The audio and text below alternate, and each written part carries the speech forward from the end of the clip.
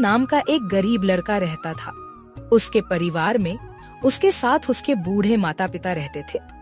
सोहन का परिवार बहुत ही गरीब था। उनके पास ना तो कोई जमीन थी, नहीं खाने के लिए कोई साधन था। सोहन दिन भर मजदूरी करता और उससे जो कुछ भी कमा पाता उसी से अपने पूरे परिवार का पेट भर लेता। यह देखकर सोहन के माता पिता बहुत दुखी होते। हमारे पास ना अपना घर है और ना ही अपनी कोई जमीन। हमारा बेटा दिन भर दूसरों के खेतों में मजदूरी करता है और उसके बदले भी उसे बहुत कम पैसे मिलते हैं। हम दोनों अपने बेटे पर बोझ बन रहे हैं।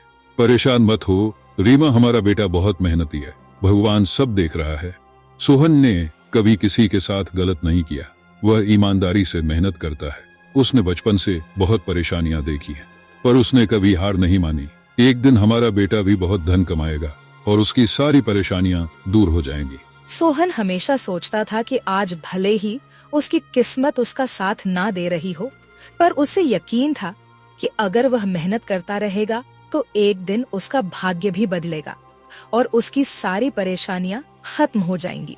एक दिन सोहन लालाराम जमींदार के खेत पर काम कर रहा था। लालाराम पास के एक पेड़ के नीचे बैठा था।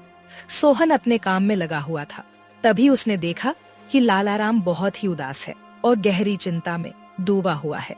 लालाराम को उदास देख मोहन तुरंत लालाराम के पास गया और बोला, क्या हुआ मालिक, आप बहुत उदास लग रहे हैं। मुझे ऐसा लग रहा है जैसे आप किसी गहरी चिंता में हैं। कुछ हुआ है? मुझे बताइए, क्या पता मैं आपकी कोई सहायता कर सकूं। सोहन की बात सुनकर लालाराम को गुस्सा आ गया और वह सोहन से गुस्से में बोला, अरे तू मेरी क्या सहायता करेगा? तू खुद अपनी सहायता कर सकता है क्या?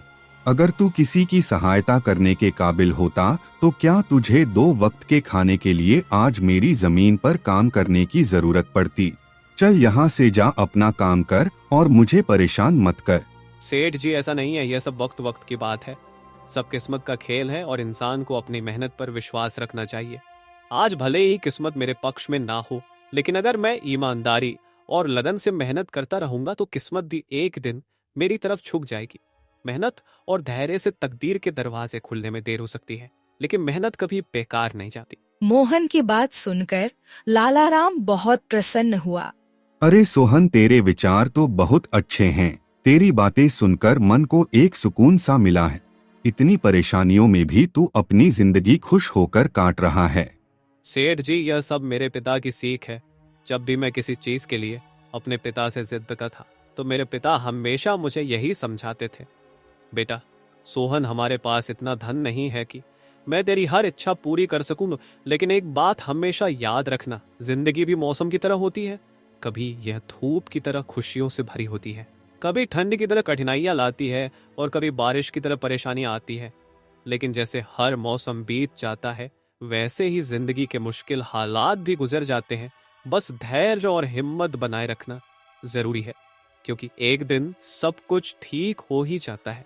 अरे वाह, लगता है तेरे पिता बहुत ही नेक इंसान है। किसी दिन मैं भी उनसे जरूर मिलूंगा। मालिक, क्या हुआ है? आप एक बार मुझे साफ साफ बताइए, क्या पता आपकी परेशानी का कोई हल मिल ही जाए। अरे सोहन, मैं एक बहुत बड़ी परेशानी में फंस गया हूँ। मुझे अपनी परेशानी का कोई भी हल नजर नहीं आ रहा है। सेठ जी, एक बार मुझे बताइए तो क्या पता आपकी परेशानी का कोई हल निकल ही जाए। सोहन, हमारे गांव में मेरे पिता की एक पुश्तैनी जमीन थी जो काफी पीढ़ियों से हमारे पास थी।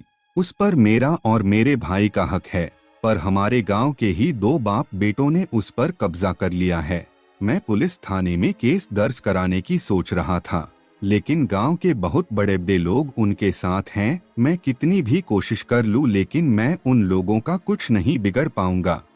अब तो उन लोगों ने उस जमीन पर खेती भी शुरू कर दी। मेरे पिता की पुश्तैनी जमीन मेरे हाथों से छीनी जा रही है, इसलिए मैं बहुत परेशान हूँ। मुझे समझ नहीं आ रहा मैं अब क्या करूँ।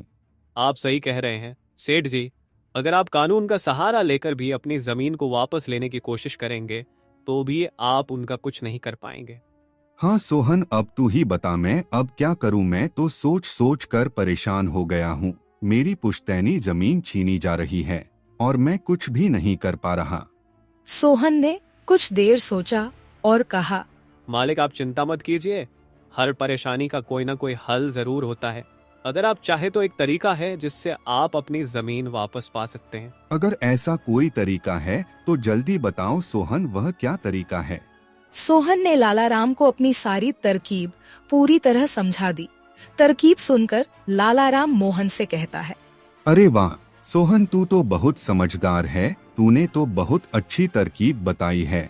ऐसे तो मेरी जमीन मुझे जरूर मिल जाएगी, मैं तुझसे वादा करता हूँ। अगर तेरी यह योजना सफल हुई तो मैं अपनी जमीन का एक हिस्सा तेरे नाम कर दूंगा।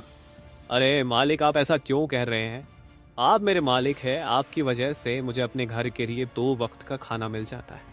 आपकी मदद करना तो मेरा फर्ज है, मुझे आपकी जमीन नहीं चाहिए, ठीक है? सोहन तुम बहुत नेक इंसान हो, कल से तुम इस काम पर लग जाओ। सोहन फिर से खेत में अपने काम पर लग जाता है। अगले दिन सोहन जगत और विनोद नाम के उन बाप बेटों के पास पहुंच जाता है जिन्होंने लाला राम की जमीन पर कब्जा कर रखा था। नमस्कार सेठ जी, मैं यहाँ से गुजर रहा था तो पास के लोगों ने बताया कि आपके यहाँ काम के लिए मजदूर की जरूरत है। क्या आपके यहाँ मुझे भी कोई काम मिल सकता है? अरे अरे, कौन हो तुम? तुमसे किसने कह दिया कि यहाँ मजदूर की जरूरत है? यहाँ किसी मजदूर की जरूरत नहीं है। सेठ जी, मैं एक मजदूर हूँ, पास ही के गांव में रहता हूँ, काम की तलाश में इधर उधर भटक रहा हूँ।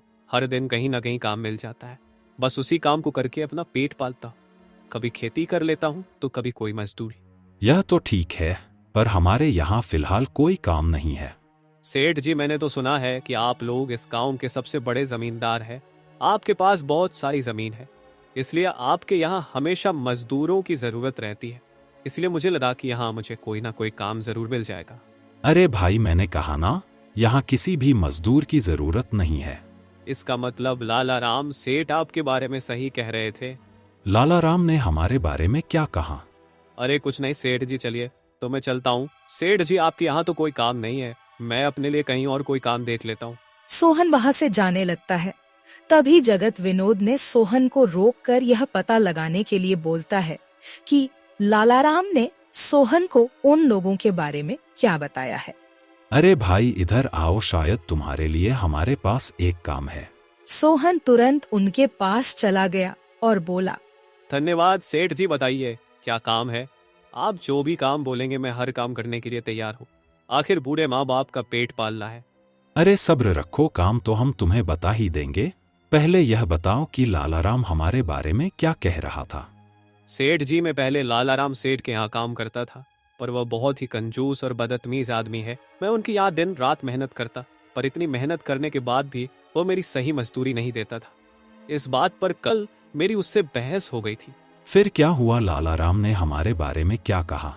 जब मेरी सेठ लाला राम से बहस हो रही थी तब उसने ने मुझे कहा कि पूरे गांव में उनसे ज्यादा मजदूरी कोई नहीं दे रहा। तो मैंने गुस्से में कह दिया कि गांव के सबसे बड़े जमींदार जगत सेठ और विनोद सेठ सबसे अच्छी मजदूरी देते हैं, इसलिए उनके यहाँ हमेशा काम करने वालों की भीड़ रहती है। हाँ भाई, बिल्कुल सही कहा था। आखिर हम गांव के सबसे बड़े जमींदार हैं। हमारा फर्ज है कि जो भी मजदूर हमारे यहाँ काम करता है उसे उसकी मेहनत के हिसाब से सही मजदूरी मिले। वाह सेठ जी, आपने बहुत अच्छी बात कही। लाला राम सेठ कभी भी आपकी बराबरी नहीं कर सकता, वह तो शायद आपके जितना भी नहीं सोच सकता। जगत और विनोद सोहन की चापलूसी भरी बातों में आ जाते हैं और उसे अपने यहाँ काम पर रख लेते हैं। चलो अब काम की बात करते हैं। तुम एक अच्छे इंसान लगते हो। हमें अपने खेत पर काम करने के लिए तुम्हारे जैसे ही एक मजदूर की जरूरत है। कल से ही काम पर आ जाना। कुछ दिन ऐसे ही बीत गए। एक दिन जगत अपने बेटे विनोद से बोला, विनोद बेटा, यह सोहन तो बहुत मेहनती है। यह अकेले ही 4 लोगों का काम कर देता है। अच्छा हुआ कि हमने इसे रोक लिया। हाँ पिताजी, आप सही कह रहे हो। सोहन बहुत मेहनती है, इसके जितना काम शायद ही कोई और करता होगा। ये पूरा दिन यहाँ काम पर अकेला लगा रहता है। सोहन की मेहनत ने जगत और विनोद का दिल जीत लिया। कुछ दिन और बीत गए। एक शाम जगत और विनोद अपने खेतों का दौरा कर रहे थे। जब वे अपने खेत पर पहुँचे तो देखा कि सोहन इतने देर तक भी काम कर रहा था। सोहन भाई, अब तो रात होने वाली है, तुम इतनी देर तक काम क्यों कर रहे हो? अब घर जाओ और आराम कर लो। सेठ जी, हमारी किस्मत में आराम कहाँ है? घर पर बूढ़े माँ बाप है। काम नहीं करूंगा तो उनके लिए 2 वक्त का खाना कहाँ से जुटा पाऊंगा? घर पर बैठकर आराम करने से अच्छा है कि मैं काम करूं। इस तरह मेरा मन भी लगा रहता है। तुम बहुत मेहनती हो सोहन, आज का काम यहीं छोड़ दो और घर जाकर आराम करो। नहीं सेठ जी, इसकी कोई जरूरत नहीं है। मैं काम करने में खुश हूँ। आप लोग जाइए, मैं ठीक हूँ। ठीक है सोहन, फिर हम जाते हैं। जब तुम्हारा मन करे काम खत्म करके अपने घर चले जाना, ठीक है। इसके बाद जगत और विनोद खेत को सोहन के भरोसे छोड़कर चले गए। अगली सुबह जब विनोद और जगत अपने खेत पर लौटे तो देखा कि वहाँ पुलिस खड़ी है।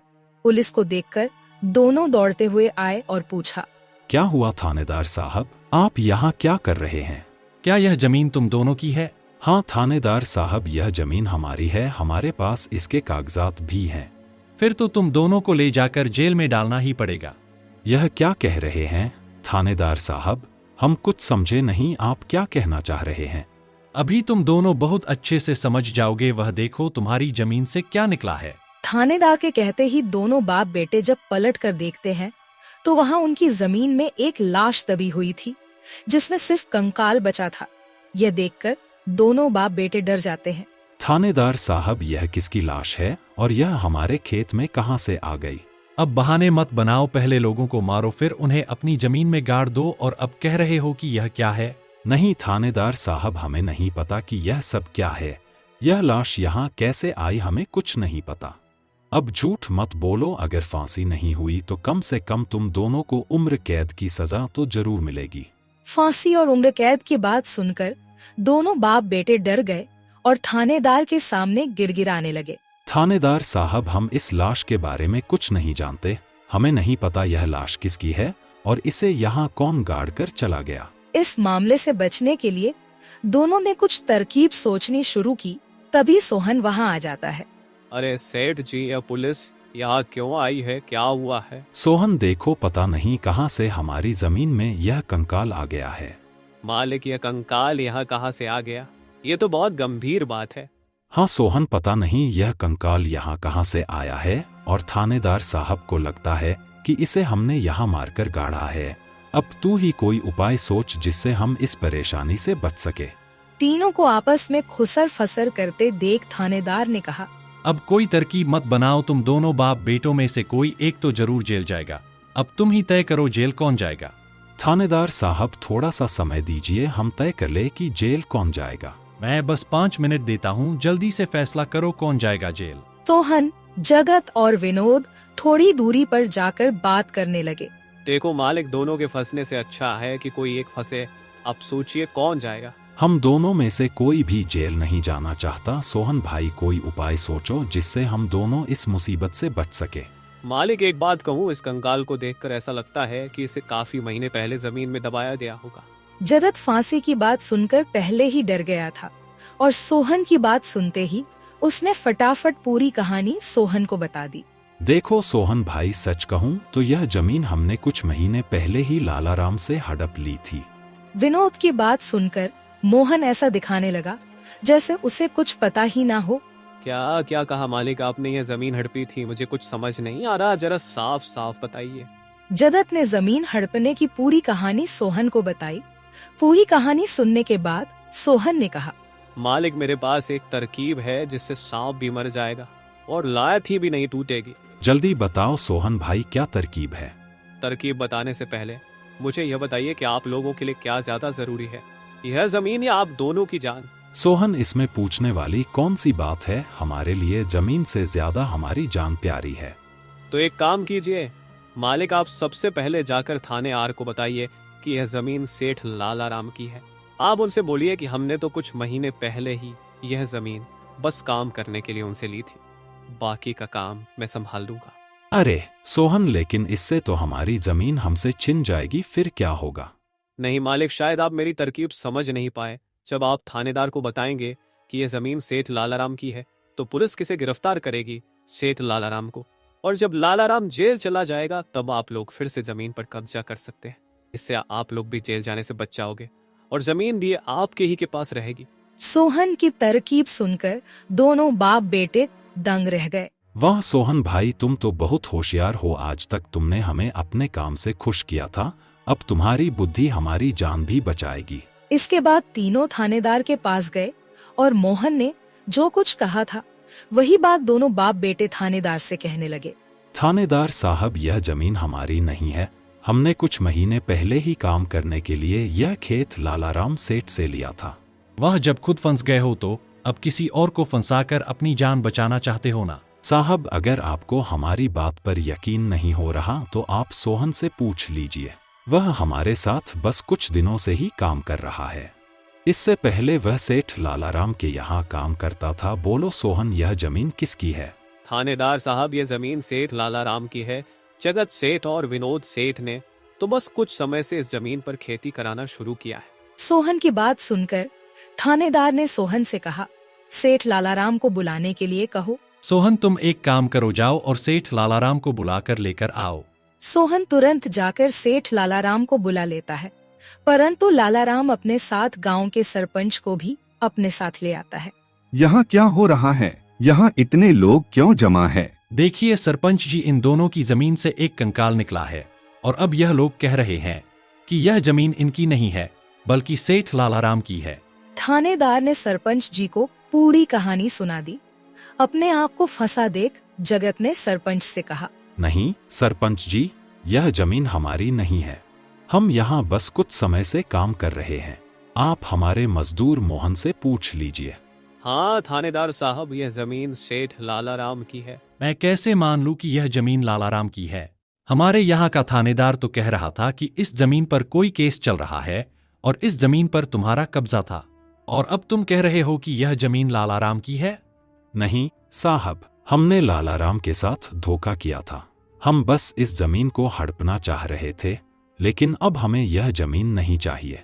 अगर आप चाहें तो हम केस भी वापस ले लेंगे। थानेदार साहब, आप जाइए, बाकी का काम अब हम संभाल लेंगे। सरपंच के कहने पर थानेदार वहां से चला जाता है।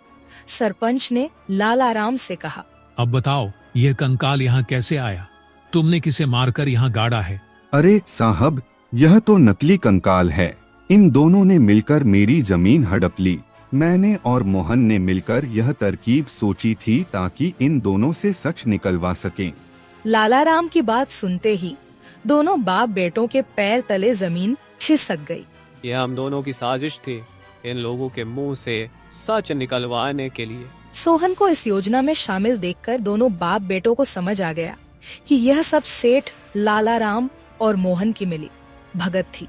दोनों बाप बेटों के पास अपनी गलती मानने के सिवा कोई चारा नहीं था। हमें माफ कर दीजिए सरपंच जी, हम लालच में आ गए थे। हमें माफ कर दीजिए। हम आज के बाद यह गलती कभी नहीं करेंगे और यह जमीन भी सेठ लालाराम को वापस दे देंगे। जगत और विनोद दोनों सरपंच और सेठ लालाराम से माफी मांगने लगे। दोनों को इतना गिड़गिड़ा देख लालाराम ने उन्हें माफ कर दिया। सरपंच ने भी उन्हें जेल नहीं भेजा और सेठ लालाराम ने अपना केस वापस ले लिया। लालाराम के केस वापस लेने के बाद सरपंच जी भी वहां से चले जाते हैं। धन्यवाद सेठ लालाराम जी, आपने हमें माफ कर दिया। आज के बाद हम ऐसी गलती कभी नहीं करेंगे। ठीक है जगत, कोई बात नहीं, मैंने तुम्हें माफ किया। बस याद रखना कि एक जमीन के टुकड़े के लिए तुम अपनों के साथ कभी गलत नहीं करना। बुरे समय में तुम्हारे अपने ही तुम्हारे साथ खड़े होंगे। जमीन का क्या है, कभी मेरी तो कभी तुम्हारी। आखिर में सेठ लालाराम ने सोहन को जमीन का एक हिस्सा दे दिया और उसे जमीन का मालिक बना दिया। सोहन, जैसा कि मैंने वादा किया था, जिस जमीन पर तुम काम कर रहे थे, आज से वह जमीन तुम्हारी है और अब तुम उसके मालिक हो। नहीं मालिक, इसकी कोई जरूरत नहीं है। याद करो सोहन, तुमने मुझसे क्या कहा था? बस मेहनत करते रहो, एक दिन तकदीर का दरवाजा जरूर खुलेगा। तो समझो तुम्हारी तकदीर का दरवाजा खुल चुका है और अब तुम भी जमीन के मालिक हो। अब से तुम्हें किसी और के यहाँ काम करने की जरूरत नहीं पड़ेगी। इस तरह मोहन ने अपनी मेहनत और बुद्धि से सेठ लालाराम को उसकी जमीन वापस दिलाई और दोनों ठगी करने वाले बाप बेटों को भी सबक सिखाया। इस तरह मोहन ने अपनी मेहनत और चतुराई की मदद से अपनी फूटी किस्मत बदल दी और अब वह भी एक बड़ी जमीन का मालिक बन गया था।